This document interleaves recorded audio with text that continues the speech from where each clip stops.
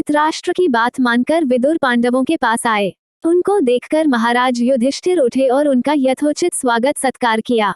विदुर आसन पर बैठते हुए शांति से बोले, हस्तिनापुर में खेल के लिए एक सभा मंडप बनाया गया है जो तुम्हारे मंडप के समान ही सुंदर है। राजा धृतराष्ट्र की ओर से उसे देखने चलने के लिए मैं तुम लोगों को न्योता देने आया हूँ। राजा धृतराष्ट्र की इच्छा है कि तुम सब भाइयों सहित वहां आओ, उस मंडप को देखो और 2 हाथ चौंस भी खेल जाओ। युधिष्ठिर ने कहा, चाचा जी, चौंस का खेल अच्छा नहीं है, उससे आपस में झगड़े पैदा होते हैं। समझदार लोग उसे पसंद नहीं करते हैं, लेकिन इस मामले में हम तो आप ही के आदेशानुसार चलने वाले हैं। आपकी सलाह क्या है? विदुर बोले, ये तो किसी से छिपा नहीं है कि चौंस का खेल सारे अनर्थ की जड़ होता है। मैंने तो भरसक कोशिश की थी कि इसे न होने दूं, किंतु राजा ने आज्ञा दी है कि तुम्हें खेल के लिए न्योता दे ही आऊं, इसलिए आना पड़ा। अब तुम्हारी जो इच्छा हो करो। राजवंशों की रीति के अनुसार किसी को भी खेल के लिए बुलावा मिल जाने पर उसे अस्वीकार नहीं किया जा सकता था। इसके अलावा युधिष्ठिर को डर था कि कहीं खेल में न जाने को ही धृतराष्ट्र अपना अपमान न समझ ले और यही बात कहीं लड़ाई का कारण न बन जाए। इन्हीं सब विचारों से प्रेरित होकर समझदार युधिष्ठिर ने न्योता स्वीकार कर लिया, यद्यपि विदुर ने उन्हें चेता दिया था। युधिष्ठिर अपने परिवार के साथ हस्तिनापुर पहुंच गए। नगर के पास ही उनके लिए एक सुंदर विश्राम गृह बना था। वहां ठहरकर उन्होंने आराम किया। अगले दिन सुबह नहा धोकर सभा मंडप में जा पहुंचे। कुशल समाचार पूछने के बाद शकुनी ने कहा, युधिष्ठिर, खेल के लिए चौपड़ बिछा हुआ है, चलिए 2 हाथ खेल लें। युधिष्ठिर बोले, राजन, ये खेल ठीक नहीं है। बाजी जीत लेना साहस का काम नहीं है। जुआ खेलना धोखा देने के समान है। आप तो ये सब बातें जानते ही हैं। वह बोला, आप भी क्या कहते हैं महाराज, ये भी कोई धोखे की बात है? हाँ, ये कहिए कि आपको हार जाने का डर लग रहा है। युधिष्ठिर कुछ गर्म होकर बोले, राजन, ऐसी बात नहीं है। अगर मुझे खेलने को कहा गया तो मैं ना नहीं करूँगा। आप कहते हैं तो मैं तैयार हूँ। मेरे साथ खेलेगा कौन? दुर्योधन तुरंत बोल उठा, मेरी जगह खेलेंगे तो मामा शकुनी, किंतु दांव लगाने के लिए जो धन रत्न आदि चाहिए वह मैं दूंगा। युधिष्ठिर बोले, मेरी राय यह है कि किसी एक की जगह दूसरे को नहीं खेलना चाहिए। ये खेल के साधारण नियमों के विरुद्ध है। अच्छा, तो अब दूसरा बहाना बना लिया, शकुनी ने हंसते हुए कहा। युधिष्ठिर ने कहा, ठीक है, कोई बात नहीं, मैं खेलूंगा। और खेल शुरू हुआ। सारा मंडप दर्शकों से खचाखच भरा हुआ था। द्रोण, भीष्म, कृप, विदुर, धृतराष्ट्र जैसे वयोवृद्ध भी उपस्थित थे। वे उसे रोक नहीं सके थे। उनके चेहरों पर उदासी छाई हुई थी। अन्य कौरव राजकुमार बड़े चाव से खेल को देख रहे थे। पहले रत्नों की बाजी लगी, फिर सोने चांदी के खजानों की, उसके बाद रथों और घोड़ों की। तीनों दांव युधिष्ठिर हार गए। शकुनी का पासा मानो उसके इशारों पर चलता था। खेल में युधिष्ठिर बारी बारी से अपनी गायें, भेड़, बकरियां, दास दासी, रथ, घोड़े, सेना, देश देश की प्रजा सब खो बैठे। भाइयों के शरीरों पर जो आभूषण और वस्त्र थे उनको भी बाजी पर लगा दिया और हार गए। और कुछ बाकी है? शकुनी ने पूछा। ये सांवले रंग का सुंदर युवक मेरा भाई नकुल खड़ा है, वह भी मेरा ही धन है, इसकी बाजी लगाता हूँ, चलो। युधिष्ठिर ने जोश के साथ कहा। शकुनी ने कहा, अच्छा तो ये बात है, तो ये लीजिए, आपका प्यारा राजकुमार अब हमारा हो गया। कहते कहते शकुनी ने पासा फेंका और बाजी मार ली। युधिष्ठिर ने कहा, यह मेरा भाई सहदेव, जिसने सारी विद्याओं का पार पा लिया है, इसकी बाजी लगाना उचित तो नहीं है, फिर भी लगाता हूँ, चलो देखा जाएगा। ये चला और वह जीता। कहते हुए शकुनी ने पासा फेंका। सहदेव को भी युधिष्ठिर गंवा बैठे। अब दुरात्मा शकुनी को आशंका हुई कि कहीं युधिष्ठिर खेल बंद न कर दें। बोला, युधिष्ठिर, शायद आपकी निगाह में भीमसेन और अर्जुन माद्री के बेटों से ज्यादा मूल्यवान हैं, सो उनको बाजी पर आप लगाएंगे नहीं? युधिष्ठिर ने कहा, मूर्ख शकुनी, तुम्हारी चाल यह मालूम होती है कि हम भाइयों में आपस में फूट पड़ जाए, सो तुम क्या जानो कि हम 5 भाइयों के संबंध क्या हैं।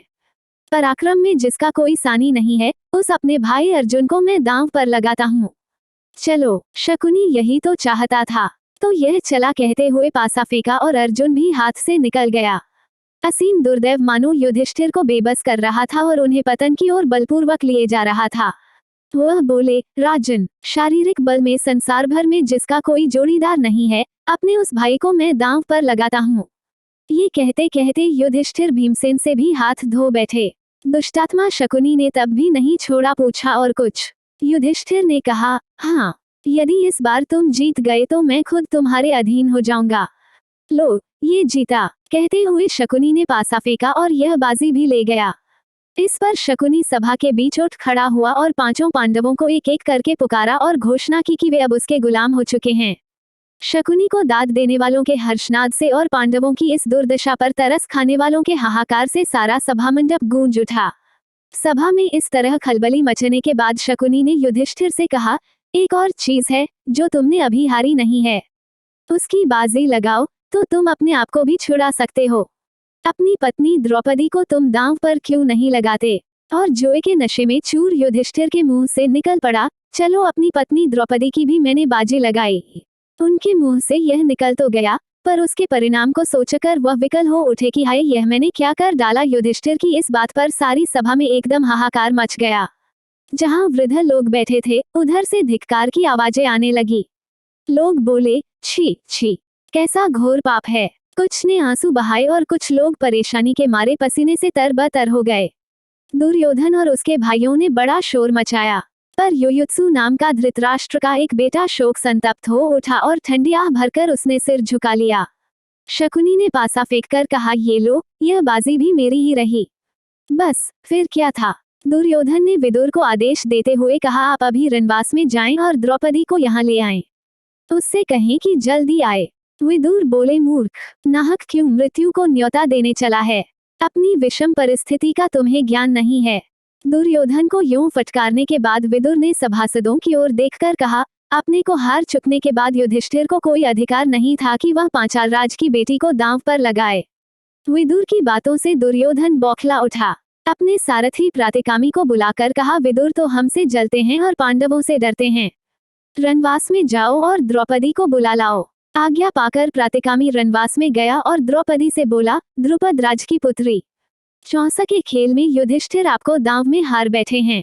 आप अब राजा दुर्योधन के अधीन हो गई हैं। राजा की आज्ञा है कि अब आपको धृतराष्ट्र के महल में दासी का काम करना है। मैं आपको ले जाने के लिए आया हूँ। सारथी ने जुए के खेल में जो कुछ हुआ था उसका सारा हाल कह सुनाया। वह प्रातिकामी से बोली, रथवान, जाकर उन हारने वाले जुए के खिलाड़ी से पूछो कि पहले वह अपने को हारे थे या मुझे। सारी सभा में ये प्रश्न उनसे करना और जो उत्तर मिले वो मुझे आकर बताओ। उसके बाद मुझे ले जाना। प्रातिकामी ने जाकर भरी सभा के सामने युधिष्ठिर से वही प्रश्न किया जो द्रौपदी ने उसे बताया था। इस पर दुर्योधन ने प्रातिकामी से कहा, द्रौपदी से जाकर कह दो कि वह स्वयं ही आकर अपने पति से यह प्रश्न कर ले। प्रातिकामी दोबारा रणवास में गया और द्रौपदी के आगे झुककर बड़ी नम्रता से बोला, देवी, दुर्योधन की आज्ञा है कि आप सभा में आकर स्वयं ही युधिष्ठिर से प्रश्न कर लें। द्रौपदी ने कहा, नहीं, मैं वहां नहीं जाऊंगी। अगर युधिष्ठिर जवाब नहीं देते तो सभा में जो सज्जन विद्यमान हैं उन सबको तुम मेरा प्रश्न जाकर सुनाओ और उसका उत्तर आकर मुझे बताओ। प्रातिकामी लौटकर फिर सभा में गया और सभासदों को द्रौपदी का प्रश्न सुनाया। ये सुनकर दुर्योधन झल्ला उठा। अपने भाई दुशासन से बोला, दुशासन, ये सारथी भीमसेन से डरता मालूम होता है। तुम ही जाकर उस घमंडी औरत को ले आओ। दुरात्मा दुशासन के लिए इससे अच्छी बात और क्या हो सकती थी। उसने द्रौपदी के गुंथे हुए बाल बिखेर डाले, गहने तोड़फोड़ दिए और उसके बाल पकड़कर बलपूर्वक घसीटता हुआ सभा की ओर ले जाने लगा। द्रौपदी विकल हो उठी। द्रौपदी की ऐसी दीन अवस्था देखकर धृतराष्ट्र के एक बेटे विकर्ण को बड़ा दुख हुआ। उससे नहीं रहा गया। वह बोला, उपस्थित वीरों, सुनिए, चौसा के खेल के लिए युधिष्ठिर को धोखे से बुलावा दिया गया था।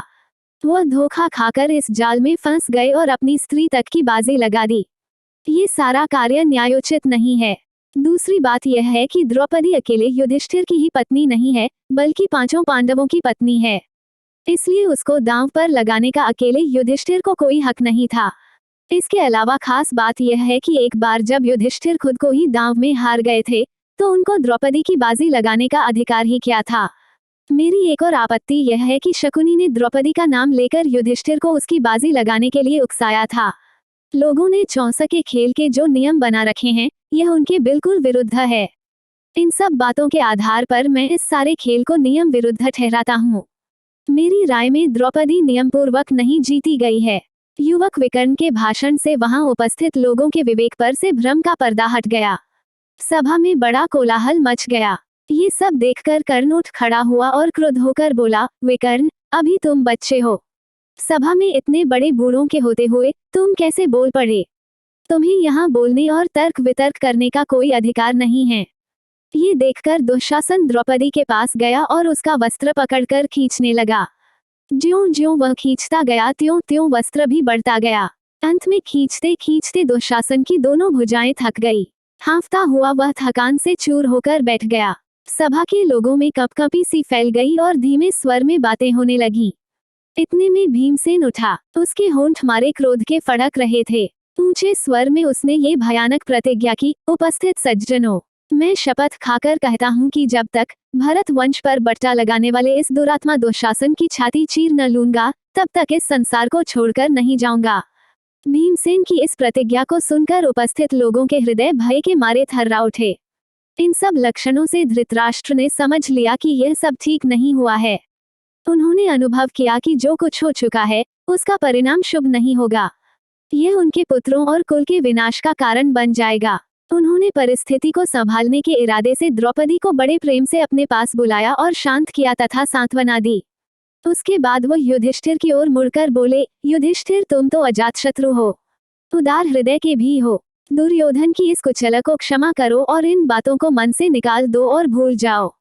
अपना राज्य तथा संपत्ति आदि सब ले जाओ और इंद्रप्रस्थ जाकर सुखपूर्वक रहो। धृतराष्ट्र की इन मीठी बातों को सुनकर पांडवों के दिल शांत हो गए और यथोचित अभिवादनादि के उपरांत द्रौपदी और कुंती सहित सब पांडव इंद्रप्रस्थ के लिए विदा हो गए। पांडवों के विदा हो जाने के बाद कौरवों में बड़ी हलचल मच गई। पांडवों के इस प्रकार अपने पंजे से साफ निकल जाने के कारण कौरव बड़ा क्रोध प्रदर्शन करने लगे और दुशासन तथा शकुनी के उकसाने पर दुर्योधन पुनः अपने पिता धृतराष्ट्र के सिर पर सवार हो गया और पांडवों को खेल के लिए एक बार और बुलाने को उनको राजी कर लिया। युधिष्ठिर को खेल के लिए बुलाने को फिर दूत भेजा गया। पिछली घटना के कारण दुखी होते हुए भी युधिष्ठिर को यह निमंत्रण स्वीकार करना पड़ा।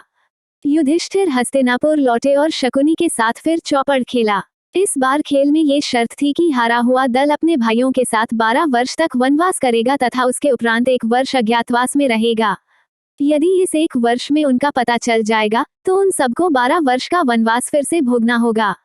इस बार भी युधिष्ठिर हार गए और पांडव अपने किए वादे के अनुसार वन में चले गए।